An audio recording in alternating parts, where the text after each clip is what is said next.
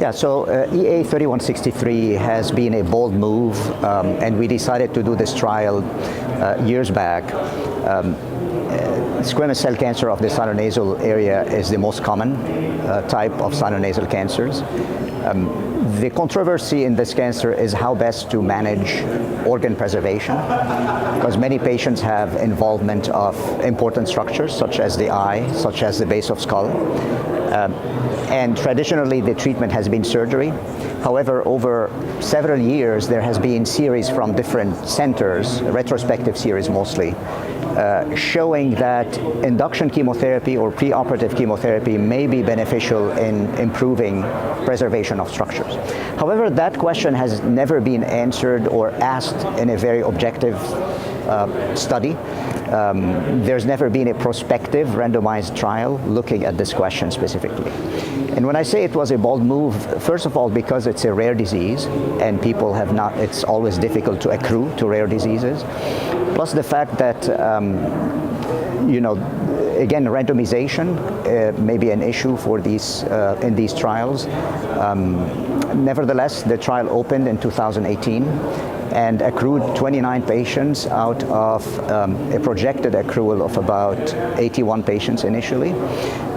The difference in this trial is that we accounted specifically for patients who needed resection of the orbit or base of skull at study entry. So patients who did not need these resections were excluded from participation. Of course, they needed to have resectable disease. If they also had disease that's very advanced, locally advanced, and is not amenable to surgery, those patients were also excluded. And so initially the trial accrued to T3 and T4A patients, but then down the line, because of the difficulty in accruing, since it is a rare disease, we extended it to selected T4B patients, in other words, patients who traditionally would not be managed with surgical resection. However, through our surgical experts on the study, we delineated who among these patients, i.e. T4B patients, would actually be possibly enrolled. And so we enrolled few T4B patients, but the majority of patients remained to be T4A. There were a few T3 patients as well. But the common denominator among all these patients is that they all required sacrificing of either the base of skull or the orbit at study entry. There were about 91% of the total 23 patients who were analyzable and reported at this ESMO meeting who had skull base involvement.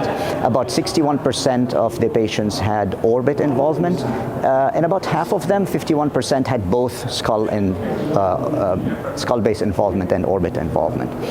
And as I noted, the trial did not really complete accrual, so we stopped at 29 patients, and we're reporting the analysis in this meeting about the 23 evaluable patients. To our surprise, when we looked at every measure of organ preservation, the chemotherapy arm did better than the standard surgery arm, numerically at least. But when we looked specifically at patients who had T3, T4A disease and excluded the patients who had T4B disease, at least the pathologic T4B disease, we got a statistically significant difference between the two arms in terms of organ preservation. And when I say organ preservation, it's basically both skull base preservation and orbit preservation. And subsequently, we did other analyses looking at specifically orbit preservation by itself, and specifically base of skull preservation by itself. And we looked at analysis also where the denominator was the respective involvement of these organs. In other words, we took all patients who had orbit involvement and compared the two arms. And when we did this analysis also, there was a striking difference between the two arms in terms of ability to preserve the orbit and the base of skull as well. So essentially, the trial, of course, with 23 patients is not powered to definitively answer this question, but when you look at the trends, every single measure of organ preservation is in favor of the neoadjuvant arm on this study, which which is basically unique because the inclusion criteria was specific to these patients, and that allowed us basically to have an objective comparison between the two arms. So I think that's the importance of these findings, and I think down the line it may not be very plausible to do a randomized study because of these findings and because of the accumulating evidence that chemotherapy may actually be able to help in terms of organ preservation. We still don't have enough follow-up to look at overall survival, but we're going to hopefully have the data mature in the next months, and we will be able to report on that as well.